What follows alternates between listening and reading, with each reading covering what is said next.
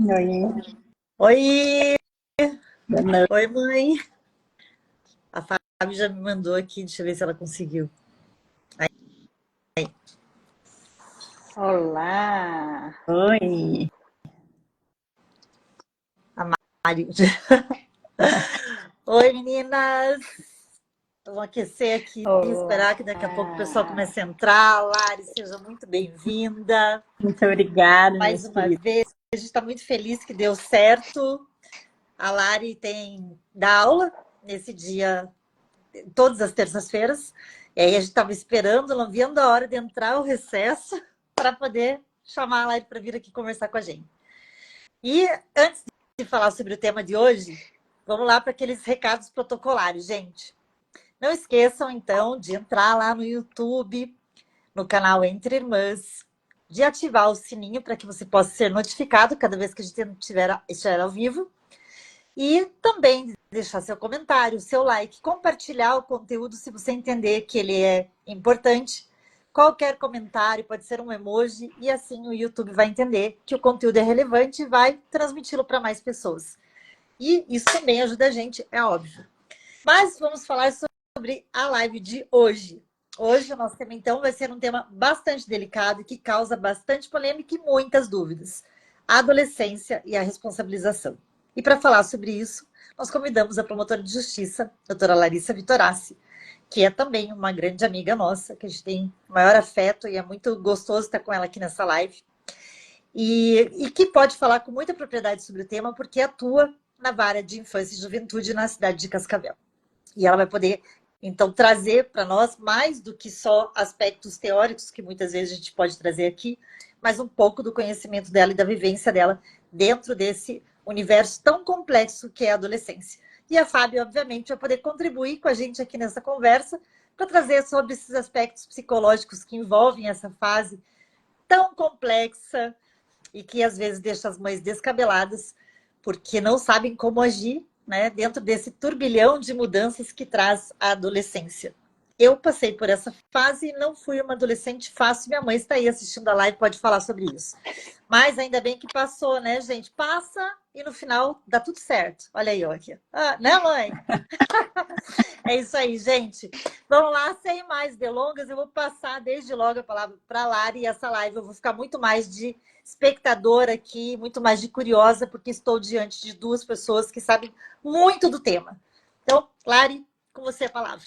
Boa noite, meninas. Boa noite, tia Neuza, querida. Boa noite. Eu acho que, assim, muita pertinência, né? E, assim, me sinto muito à vontade em estar entre irmãs, é assim que eu me sinto mesmo. É Né? verdade. Foi para Com mim uma certeza. mãe quando eu estudei em Curitiba e vocês são para mim, né, irmãs. A Luciana eu convivo mais perto, mas a Fábia é minha irmãzinha mais nova, que está mais longe, e que sinto muitas saudades. Então, falamos sobre, né, entre irmãs e sobre adolescência. Fomos adolescentes juntas. Passamos por, por essa fase aí juntas, num contexto completamente diferente, né, de adolescência, do que hoje os nossos filhos acabam por viver. Né? Não tínhamos tela, éramos olho no olho. Quando a gente queria encontrar algum amigo, a gente tinha que ir até a casa daquele amigo. Então, assim, os novos desafios da adolescência. Talvez até essa nossa experiência não nos traga tanta consistência, porque muita coisa mudou, né? Não nos ajude a enxergar a adolescência hoje como ela é, porque muita coisa mudou da nossa adolescência para hoje. Então, a gente enfrenta realmente, como mães, como educadores, e eu mesma que trabalho no meu dia a dia com adolescentes e com a responsabilização desses adolescentes, muitos desafios. Primeiro, para tentar entender, né, como esses sujeitos, numa fase de desenvolvimento, estão nesse mundo altamente tecnológico e todas essas questões. Então, é um tema sobre o qual eu adoro falar, e tenho certeza que a gente vai ter uma conversa bem gostosa hoje aqui. Bom, eu quero aproveitar aí, né, a tua fala para dizer assim, quando a Lu estava apresentando, eu pensei exatamente isso. Hoje é mais uma live, né, que a gente fala assim, estamos entre irmãs, total, porque a gente tem aí uma liberdade muito grande, a gente se conhece há muitos e muitos anos e como é gostoso, né? Como é gostoso a gente poder estar aqui falando como profissionais, né?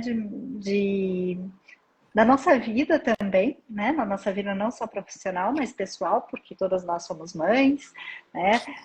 Eu tenho filha entrando, né, na adolescência, vocês são mães que têm filhos que caminham nessa fase também, mas um pouco mais velhos do que o meu.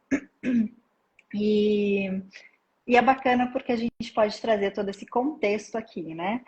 E aí eu quero também saber um pouquinho, assim, dentro da tua área de atuação como promotora, Lari, eu queria entender um pouquinho o que que você consegue me trazer dessa tua experiência, como que você vê essa responsabilidade do adolescente, como que chega para você, como que é teu trabalho, porque é totalmente diferente da minha área, né? Eu atendo adolescente, né? Eu atendo família, atendo adolescente, atendo e assim, quando você atende ali pais, você vê que a adolescência é uma fase que grita, né? Meu Deus, né? O que está acontecendo? Meu filho não me escuta mais. Enfim, como chega para você, que é um outro contexto diferente do meu? Exatamente, Fábio. Eu trabalho, a minha promotoria tem atribuição no adolescente que pratica ato infracional. Quem que é o adolescente que pratica ato infracional? É aquela pessoa nessa fase de desenvolvimento, dos 12 aos 18 anos, que vem a praticar algum fato que a lei define como crime ou como contravenção penal. Desde aqueles mais leves, brigou na escola, injuriou um amiguinho, né? Xingou um amiguinho lá na escola, que, que são em grande número, talvez o maior número, né? Lesão corporal, os meninos ou as meninas que brigaram lá na saída da escola, até atos infracionais de gravidade bastante elevado, por exemplo, homicídio, roubos, tráfico de drogas. Então, são esses adolescentes que eu atendo lá na Promotoria de Justiça. Mas, quando eu comecei a trabalhar, e faz 12 anos que eu estou nessa promotoria, sempre como promotora, atendi esses adolescentes que praticavam atos infracionais. Mas estou aqui em Cascavel, numa promotoria especializada nisso, há 12 anos. E quando eu entrei, eu pensei, eu preciso estudar um pouquinho mais sobre adolescência, né? Sobre esse aspecto, né? A gente precisa ter esse conhecimento interdisciplinar e é muito legal conversar com você hoje aqui por causa disso. Não vou deixar a Luna fora, mas provavelmente vou explorar bastante você aqui, porque a gente da área do direito, precisa ter consciência da nossa limitação, né? Humildade, que a gente estuda, sim, estuda o que é um crime, estuda o que é um adolescente, a definição legal disso, mas a gente precisa buscar nos outros profissionais, na rede de apoio, né, esses conceitos, e precisa, quando você vai trabalhar com adolescentes, estudar, né, o que realmente que é psicologia, que é neurologia, que é erbiatria, que é uma área de medicina especializada em adolescente, fala sobre esse adolescente. E quando eu comecei a trabalhar nessa promotoria, a primeira coisa que eu fiz foi ir atrás desse conhecimento, para tentar entender. Minhas filhas ainda não eram adolescentes, então eu ainda via a adolescência muito de fora, com esse preconceito, de verdade, né? Uhum. Ai, meu Deus, adolescente, né? Eu vou trabalhar com adolescente. E aí, eu fui buscar esses conhecimentos, né? E aí, realmente, a gente percebe que é uma fase especial do desenvolvimento, uma fase que toda pessoa saudável precisa passar, de desvinculação com os valores que são trazidos pela família, de contestação desses valores, que estão sim arraigados em todas as pessoas, mas de contestação desses valores para conseguir encontrar a sua própria personalidade, né? Perfeito. E dentro disso, né, eles estão ainda numa fase de imaturidade do córtex pré-frontal, que é uma área do cérebro, e você vai poder falar melhor do que eu sobre isso. Então, eles são impulsivos, são reativos, né? Primeiro fazem e depois pensam. Não raras vezes a gente atende lá na promotoria um adolescente que praticou alguma coisa e eu olho para eles e falo, mas por que você fez isso? Né? Na conversa lá com eles, por que você fez isso? Eu não sei, eu não pensei. Quando eu vi, eu já tinha feito. Uma característica de qualquer adolescente, uma característica nossa, né, Luciana? Na nossa adolescência, lá em Guarapá, né, Fabiana? E que a gente não pode esquecer, né? permeados hoje por muitas outras questões, como eu falei, redes sociais, pressão, passaram por uma pandemia, muitos desses adolescentes cresceram aí num contexto de pandemia, isolados, com poucas interações sociais, e a dificuldade de formar a personalidade dentro disso, né? Dentro desse contexto. Então, eu fui estudar isso, até gostaria que você falasse um pouquinho sobre isso, porque acho que, com certeza, tecnicamente, vai saber falar mais sobre isso, mas a gente entender que esse adolescente que pratica ato infracional é um adolescente, ponto, né?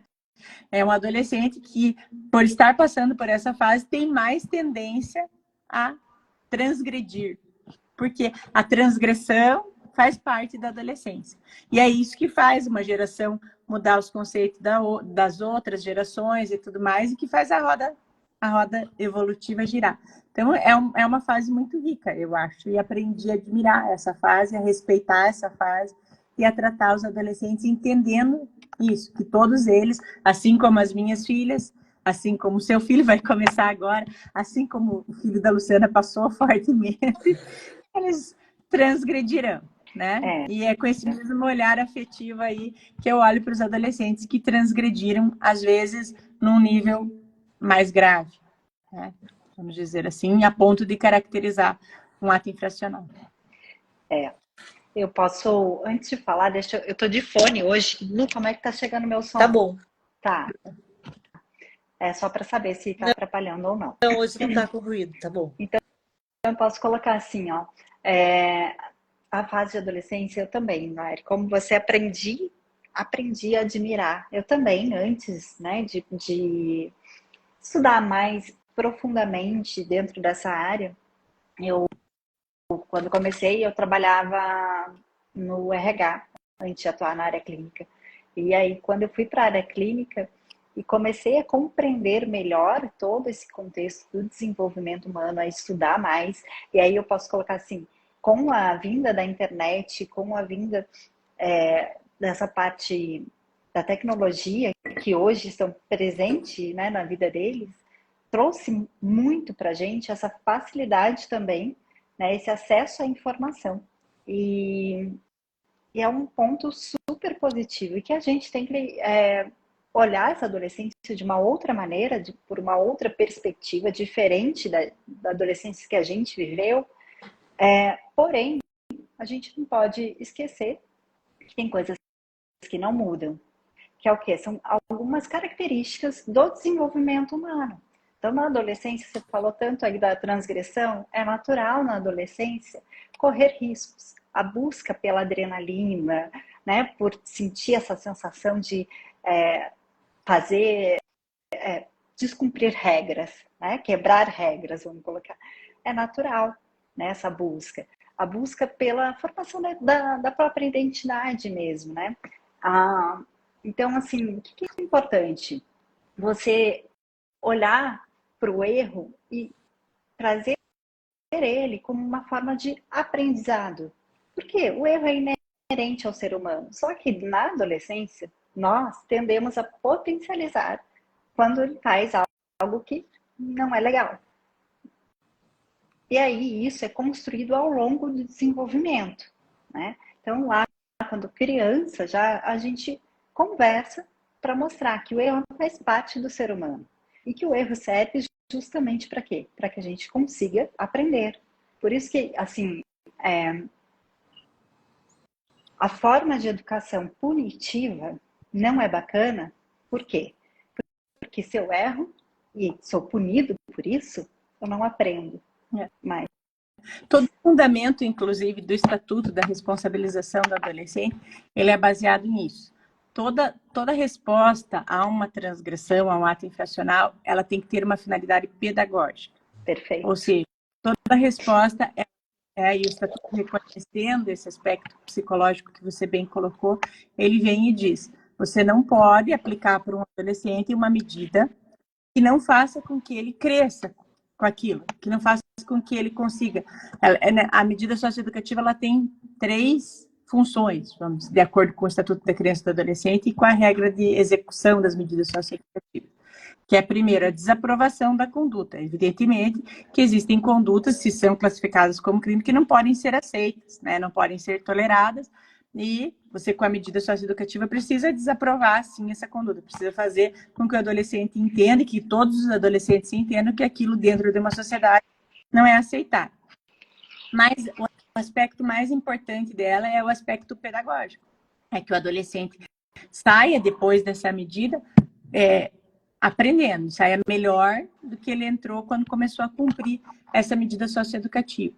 Então, ele tem que aprender. Se ele não for aprender nada com aquilo, se aquilo já não fizer mais sentido para ele, já não vale mais a pena. Por isso, a medida socioeducativa, toda aplicação, né, de uma medida para um adolescente de responsabilização, ela tem que ser célere, porque se demorar muito tempo, ele nem vai entender mais por que ele está respondendo por aquilo. E aí, a gente que tem filho sabe muito bem. Se você deixar para dar um castigo para o teu filho, ou ter uma conversa pedagógica com ele, amanhã, ele já esqueceu, inclusive, o que ele fez hoje. Porque para o adolescente, esse tempo também é diferente, né? Então, tem que ser célere, tem que ser adequada àquilo que ele praticou, proporcional àquilo que ele praticou, né? E tem que sempre levar em conta isso, que o adolescente é uma pessoa numa especial fase de desenvolvimento, né? E que não é à toa que a responsabilização do adolescente é completamente diferente da responsabilização de um adulto, por exemplo.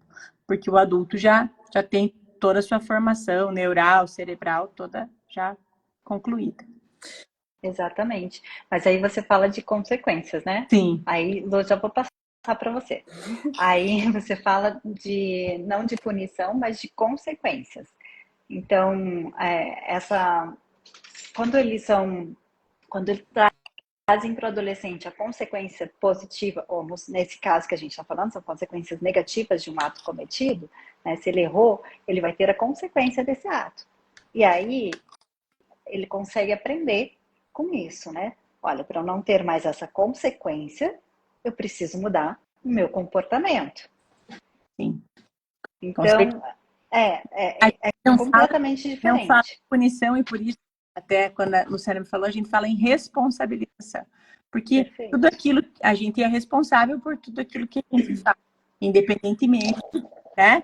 Eu estou num momento difícil, eu estou atravessando uma fase de transgressão e tudo mais, mas tudo que eu fizer, né? Tudo isso explica, às vezes, a transgressão do adolescente, mas não justifica, porque ele precisa viver em comunidade, porque ele precisa se adequar, porque ele precisa, se não houver essa resposta, né, negativa, como você disse, a um fato que foi negativo, ele não vai conseguir aprender mesmo a conviver de uma forma funcional na sociedade.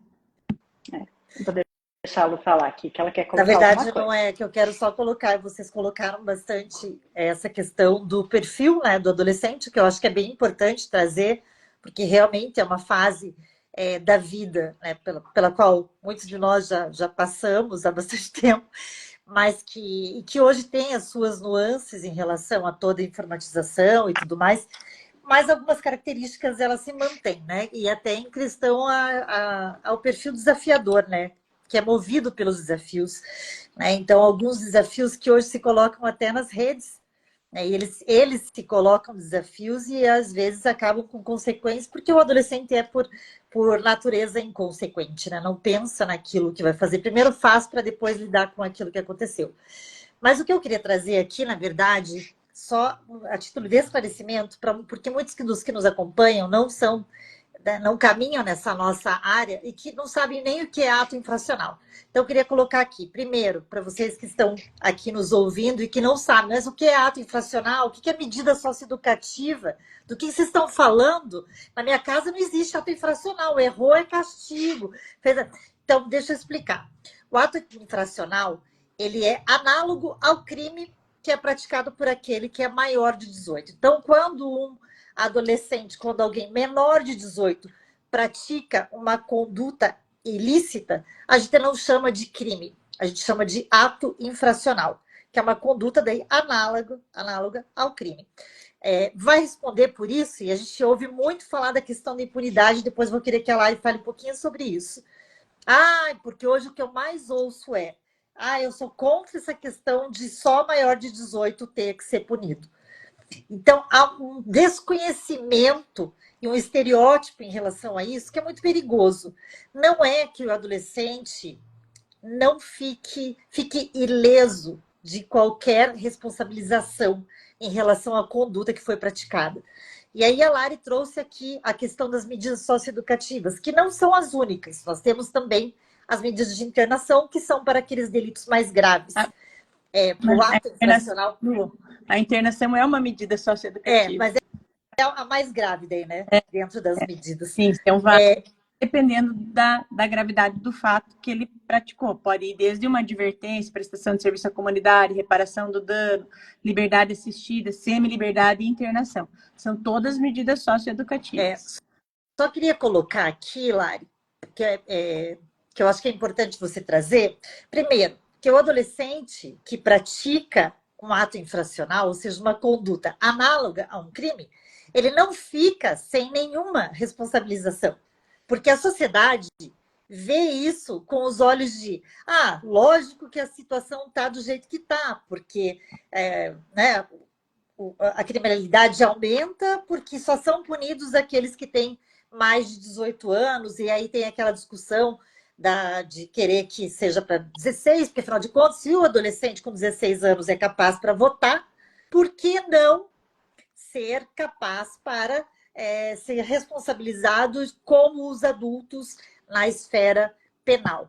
Lari, queria que você falasse um pouquinho sobre isso, até para tirar esse estigma que existe em relação a isso. Exatamente. Às vezes, né, a gente ouviu muito se ouviu que 70% da população do Brasil era a favor da redução da maioridade penal, ou seja, queria que as pessoas de 16 anos já respondessem por crime. Mas aí quem conhece realmente o sistema penal e o sistema de responsabilização do adolescente vê que isso não tem o menor fundamento. Primeiro que apenas 1% dos fatos graves, homicídios, latrocínios, estupros, são cometidos por adolescentes. Ou seja, eles não são, de maneira nenhuma, os responsáveis pelo aumento da criminalidade. Segundo, a reincidência entre aqueles que recebem uma medida socioeducativa e os que recebem uma pena, ou seja, quem que vai praticar de novo mais vezes? Aquele que recebeu uma pena, uma punição só, ou aquele que recebeu uma medida que tenta resgatar ele, que tenta ensinar alguma coisa para ele? Quem vai reincidir mais é o adulto que pratica pena. A taxa de reincidência dos adultos é de 70%. A taxa de reincidência dos adolescentes é de 30%. Dos que recebem medidas. Então, só olhando esses números já dá para ver que tudo isso é um mito, né? Que existe uma intervenção, sim, e na minha opinião, que já trabalhei na área criminal e na área infracional, que ela é muito mais eficiente, muito mais eficaz do que a mera punição. Porque, como eu falei, um adolescente no lugar onde o estatuto seja efetivamente cumprido, né, ele vai responder, sim, por tudo aquilo que ele fez, na proporção daquilo que ele fez, considerando a individualidade dele, as circunstâncias individuais dele e também a gravidade daquilo que ele praticou. E pode ser desde uma advertência pelo juiz, que muitas vezes é suficiente, né? O adolescente que xingou o colega. Aqui em Cascavel, como que a gente faz a responsabilização dele? Então, a gente chama lá o adolescente, se eles quiserem, inclusive, conversar entre eles para se entender, a gente privilegia essas medidas restaurativas, né, que fazem com que as relações sejam restauradas, mas não, se a vítima lá não quis conversar com ele, ele vai participar de uma oficina sobre comunicação não violenta, para ele aprender a se comunicar. Então, desde a advertência, ela tem esse caráter pedagógico. A prestação de serviço à comunidade. Então, um adolescente que está praticando um tráfico, pequeno tráfico ali, ele vai praticar, aqui em Cascavel, como é que funciona? Ele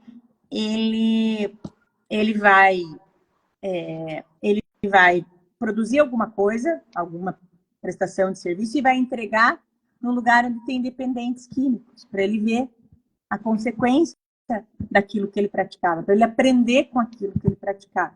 Liberdade assistida, um adolescente é acompanhado, é colocado de novo na escola. Se ele tem problema de drogadição, ele é acompanhado na sua terapia com relação à drogadição, porque isso pode levar ele a vir cometer diversos ilícitos para conseguir dinheiro, para conseguir manter o seu vício. A família desse adolescente é amparada, recebe um suporte para conseguir resgatar esse adolescente. Semi-liberdade, muitas vezes esses adolescentes envolvidos com roubos, com tráficos, com pequenos furtos, precisam sair da sua residência e morar em um outro lugar.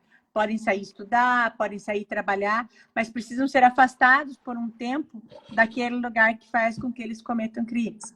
E aí a internação, que é uma medida socioeducativa também, e que o adolescente pode ficar privado da sua liberdade. Se ele praticar um ato infracional com violência ou grave ameaça, se ele praticar um ato infracional várias vezes atos infracionais e nenhuma outra medida funcionar para ele, ele vai ficar, sim, se necessário for, privado da sua liberdade, mas numa instituição que garanta todos os seus direitos. Ele vai ficar tendo aula nessa instituição, aprendendo, fazendo esportes, aprendendo uma profissão. Ele tem que sair de lá melhor do que ele entrou, porque ele tem muita vida pela frente.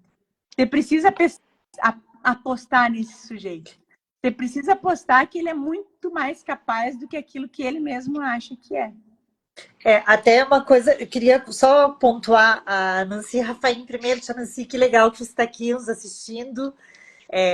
Não sei se a Lari conhece, de Foz do Iguaçu. A Nancy tem um papel bastante importante lá, também já atuou nos órgãos representativos do município de Foz do Iguaçu. E ela colocou aqui, falta política pública. Acho muito 30%. E falta, eu acho que justamente porque o olhar para essa questão ainda é um olhar estereotipado, né? Então, por isso é que não tem um olhar que atenda com políticas adequadas ao que requer essa idade. Porque na medida em que só pensa-se em punição, né, e a gente tem uma sociedade que é altamente punitiva, e que é excludente em relação àquele que cometeu um delito, para cuidar desse tema é algo muito delicado. Para a gente poder desconstruir tudo isso numa sociedade e poder olhar com uma forma de resgatar, seja o adolescente, aqui nós estamos falando de alguém, como a Lari falou, que ainda tem uma trajetória imensa pela frente. Mas eu também tenho esse olhar, obviamente, como advogada criminalista, para o sujeito adulto que comete um delito, né, especialmente, eu não estou falando aqui de serial killer, do psicopata. Não, até porque, vamos falar no Brasil, isso não é o comum aqui no Brasil. Não é. Né? Nós temos muitos casos que existe bastante reincidência, existe, mas existe muito réu primário, né, perdendo a sua primaridade com crimes que são assim, que qualquer um de nós poderia estar sujeito. E aí eu pergunto, né, com o olhar excludente que a gente vai resolver essa questão? Quando a Lari traz essa questão comparativa em relação ao modo de resposta do nosso sistema para aquele que cometeu um delito adulto, para aquele que cometeu um ato infracional, entra até numa questão também que eu vejo como política criminal que deve ser olhada ainda, né, pelo nosso legislativo, pelos nossos operadores do direito, porque é certo que aquele ambiente de cárcere, tal qual ele se apresenta hoje no Brasil, não produz efeito restaurativo nenhum. Nós não temos pena de prisão perpétua, então aquele sujeito que entrou vai sair. E como ele vai sair, tem que importar para a gente.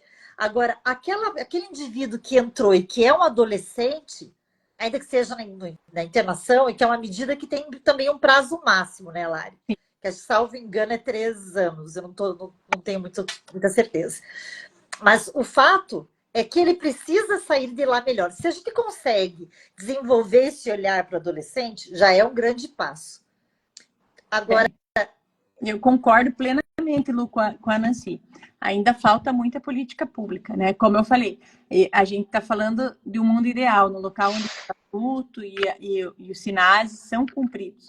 Aqui no estado do Paraná, por exemplo, na semana passada foi preciso uma ação civil pública por parte do Ministério Público para que o estado do Paraná contratasse novamente atividades de cultura, de lazer e de profissionalização para dentro das unidades de internação do estado do Paraná, porque desde a pandemia não tinha nada funcionando disso. Como que as unidades estavam fazendo? Porque a gente fica cobrando, o Ministério Público fica cobrando, a Defensoria Pública fica cobrando. Então, os diretores de unidade estão pedindo para a sociedade privada ir lá, né? Vai alguém voluntariamente ensinar elas a ser cabeleireiro. Vai alguém voluntariamente ensinar elas a fazer docinho, o adolescente a fazer docinho, ensinar panificação para o adolescente, para dar um outro caminho para ele quando ele sair daquela unidade de internação, para ele sair com qualificação, para ele sair com... mas vai alguém que sabe tocar violão, vai lá fazer uma aula com eles. Mas isso é dever do Estado, né? Muito legal que existam iniciativas, que a sociedade civil se envolva nisso, entenda que é importante e tal, mas realmente isso não pode suprir o papel do Estado, que o Estado tem obrigação de manter esse tipo de atividade em toda a socioeducação, seja lá dar condições para uma boa prestação de serviço à comunidade, para uma liberdade assistida, ter técnicos, ter psicólogos que conversem com esses adolescentes, ter assistentes sociais que possam intervir nas famílias desses adolescentes. Tudo isso é muito importante. Então, eu concordo perfeitamente. É melhor do que o sistema carcerário? Sim, é melhor. Mas ainda a gente tem muito a evoluir. E ainda o Paraná é um dos estados do nosso Brasil que ainda tem um modelo de socioeducação que se considera bom, né? Comparando com outras unidades federativas. Então, existe ainda muito a se caminhar. Deixa eu perguntar uma coisa. Eu vou voltar um pouquinho, primeiro na colocação que a Lu fez, que a Lari comentou, né, trazendo um pouco do meu conhecimento aí na área, que é sobre por que não se responsabilizar aí um adolescente de 16 anos, né? E quando a gente fala da adolescência, a gente fala de um ser humano em formação. E o cérebro desse ser humano está em formação. Então, ele não é capaz de responder pelos seus atos porque ele não tem um cérebro formado, né?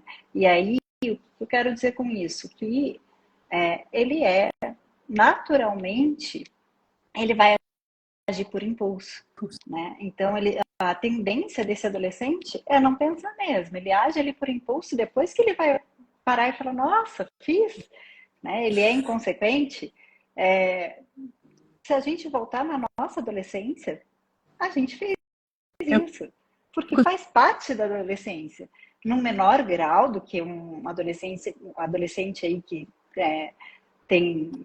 que a Lari trabalha com infrações, sem dúvida, mas transgredimos regras também.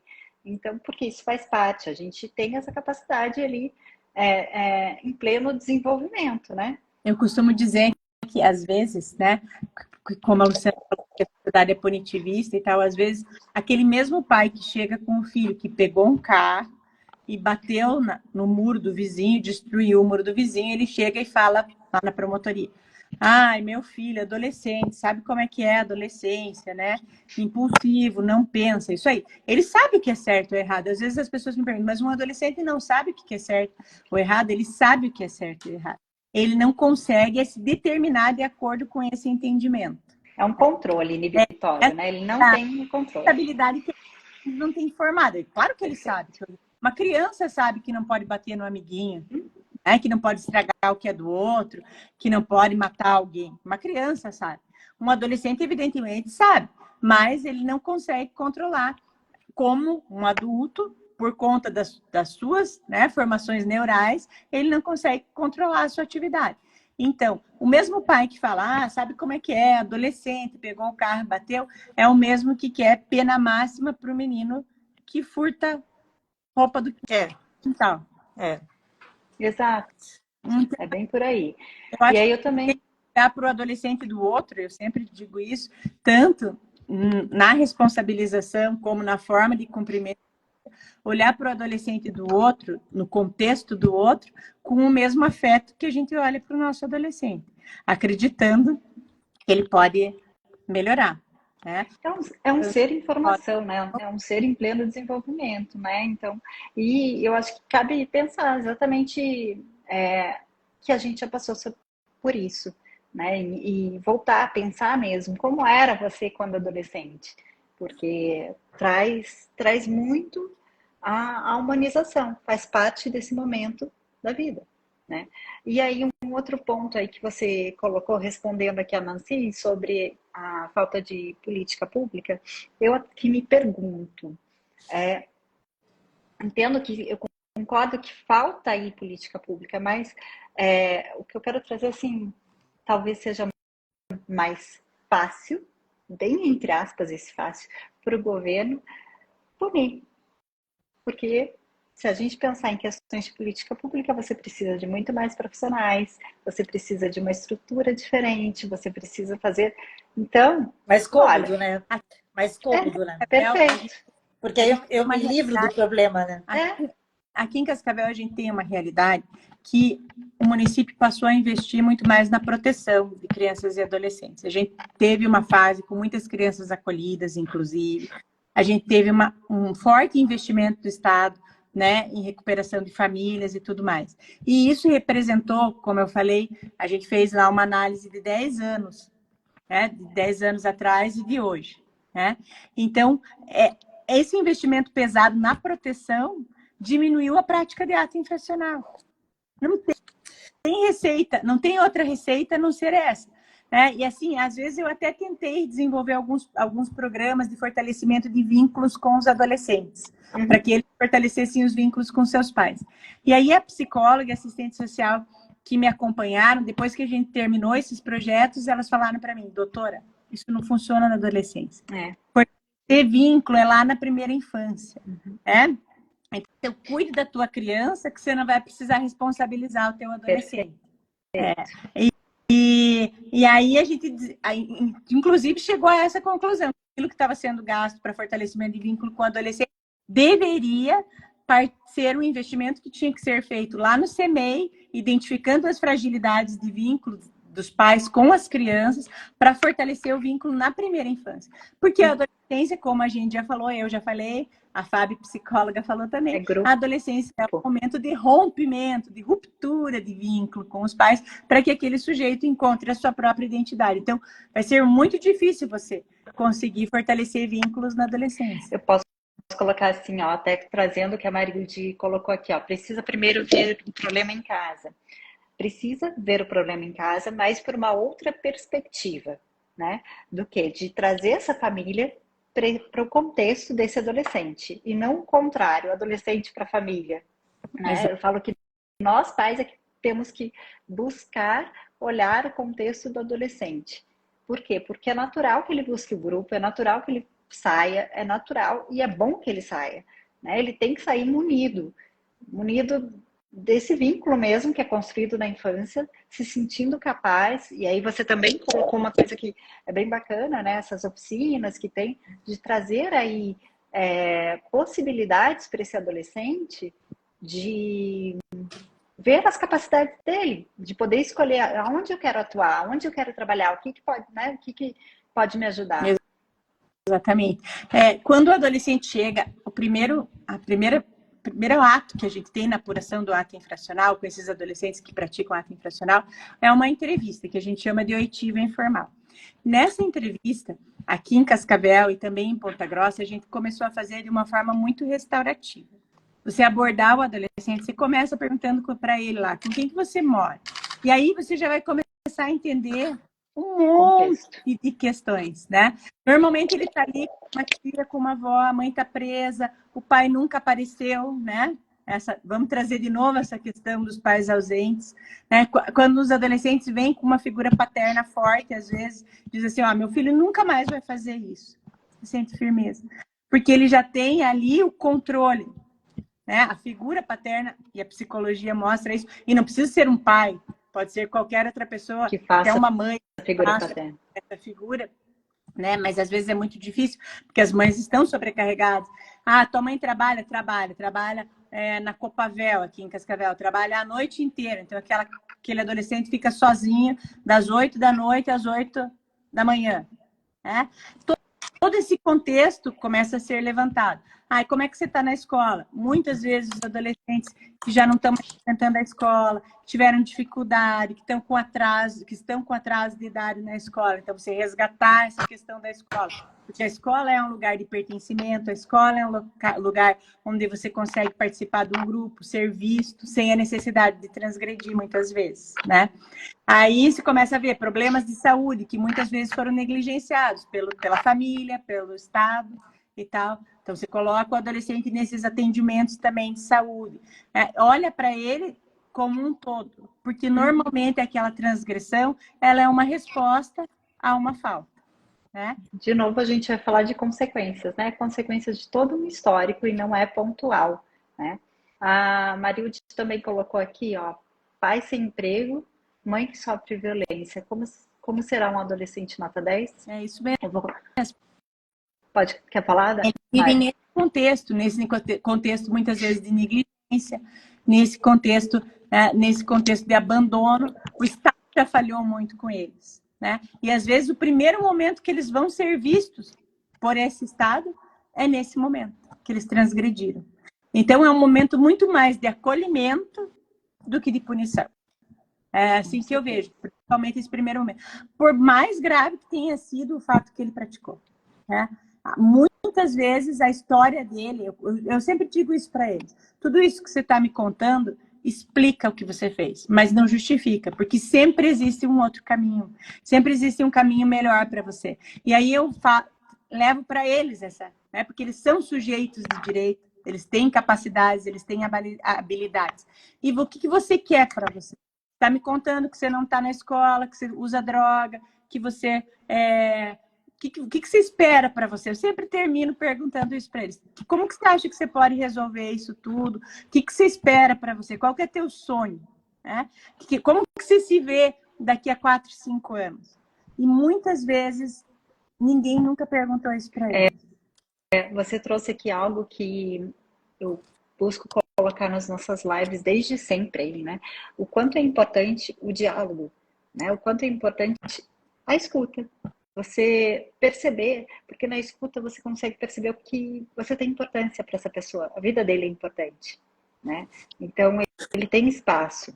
E aí quando você vai questionando tudo isso, você vai mostrando para esse adolescente que ele é importante para a sociedade, que ele é importante não só, ele é importante como um todo ali, né? E que você está interessado na história de vida dele.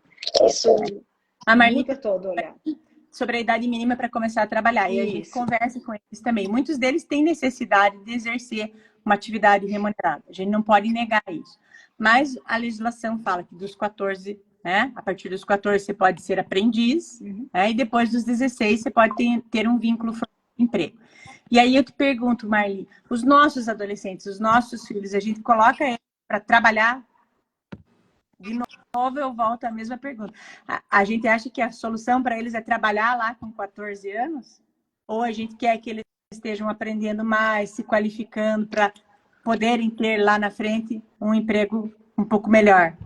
Então, eu sempre olho para eles com esse olhar. Sim, a gente sabe, muitas vezes ele exercer uma atividade que renda ali dentro da família dele é importante. Então, você vai colocar ele, e quando ele entra lá para prestar serviço à comunidade ou na liberdade assistida, eles tentam colocar ele no mercado de trabalho de acordo com a idade com que a lei permite, se ele tiver essa necessidade de contribuir ou de ter seu próprio ganho. Mas nunca perdendo de vista que isso tem que vir junto com o estudo, não pode prejudicar o estudo, não pode prejudicar as outras atividades de lazer, de cultura que ele possa vir a praticar.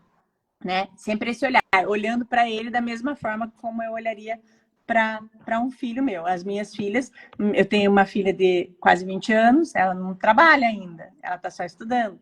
Eu tenho a outra de 18, que também não trabalha, está só estudando. E é o que a gente costuma esperar para os filhos da gente. A gente sabe que a realidade deles é outra e muitas vezes eles precisam disso e às vezes se envolvem até em práticas infracionais para conseguir algum dinheiro. Existem casos assim. Mas aí você tem que olhar a composição dessa família, a renda familiar, e se for necessário, ele, né, começar a realizar uma atividade que tenha sempre também uma finalidade pedagógica aí. Sabe que eu vou fazer 2 recortes aqui dentro das falas de vocês, Lari e Fábio. O primeiro deles em relação à quantidade de mães solo no Brasil. segundo o IBGE, isso aí não sou eu que estou falando, é pesquisa, mais de metade das mães brasileiras são mães solo.